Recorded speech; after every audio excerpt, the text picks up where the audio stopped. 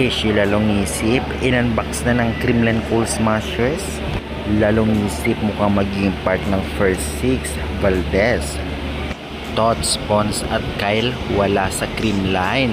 Kaya naman syempre, Gemma, MG at lalong isip mukhang trio sa depensa at opensa.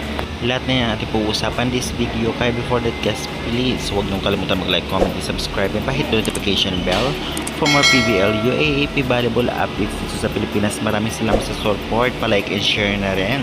Sila lalong isip, part na ng Creamline dahil nga in-unbox na ito ng management at ng One Sport. Congratulations and good luck. Mukhang trio sila na Gemma, MG at lalong isip para sa first six ng Creamline dahil wala nga sina Valdez, Bernadette Fons at Tots Carlos at isa pa si Kyle dahil nga sa commitment sa Alas Pilipinas. As of now, puspusan na nga ang training ng mga players ng Creamline dahil marami ang nawala at kailangan ng connection sa isa't isa, especially yung mga bagong pasok, lalong isip at syempre yung recruit ng isa ng Creamline Cool Smashers. Well, masasabi nga natin na bagong first six ang ating matutunghayan ngayong PVL on tour at magampanan kaya nila ito lalong-lalo pa. Walang Valdez, walang Bernadette Pons, walang Tots Carlos at Kyle Negrito. Kahit Kayla at Yansa ay wala, na talaga namang masusubukan kung gaano kalakas ang bagong Creamline core ngayon.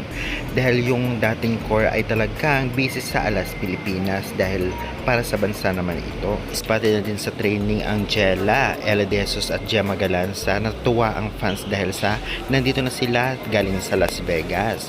Kaya naman syempre si Ishila Lungisip din matutunghayin natin kung gaano kalakas sa ibang team.